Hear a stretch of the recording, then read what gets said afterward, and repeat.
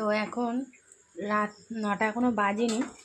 আর দুপুরের বিরিয়ানি ছিল, চিকেনও ছিল, চিকেন আলু, আর তার সঙ্গে ডিমটা মানে 5 জনের 5টা ডিম, মানে 5টা ডিম অ্যাড করে নিয়েছি।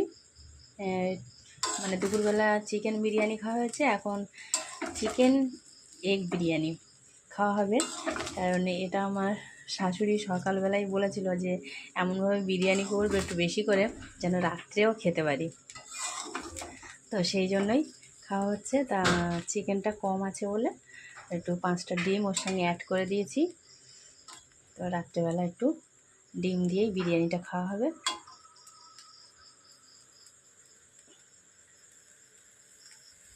তো কারা কারা এরকম দুপুরবেলা বিরিয়ানি করে দুপুরবেলাও খায় আবার রাত্রেবেলাও খায় অবশ্যই জানাবে।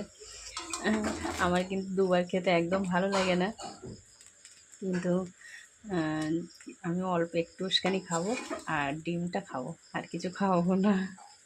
আর তাও আমি এত রাত্রে মানে 8টার আগে খেয়ে নিই। আজকে যেহেতু ওই বিরিয়ানিটা গরম করব সবাই মিলে একসঙ্গে খাবো বলে, সেই জন্য রাত্রে তো রুটি খাই, 2টো করে রুটি খাই আমি। কিছু আজকে এটাই খেতে হবে।